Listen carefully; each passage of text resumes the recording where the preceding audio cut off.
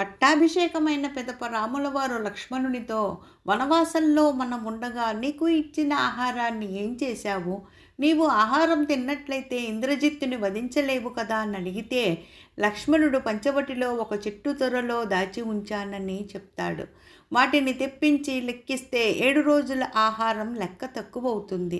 కారణం అడిగిన రాముల వారితో లక్ష్మణుడు, మన తండ్రిగారు చనిపోయినారని వార్త తెలిసిన రోజు, వదినమ్మను రావణాసురుడు అపహరించిన రోజు, మైరావణుడు మనలను పాతాళంలో బంధించిన రోజు, ఇంద్రజిత్తు వేసిన బాణానికి నేను మూర్ఛిల్లిన రోజు, ఇంద్రజిత్తుతో పోరాడిన రోజు, రావణాసురుని సంహారం జరిగిన రోజు, మర్నాడు రావణుని మరణానికి లంకావాసులతో మనసేన కూడా ఉపవాసం చేసిన రోజు, ఈ 7 రోజులలో ఆహారం నా చేతికి రాలేదు అని లక్ష్మణస్వామి లెక్క చెప్పారు.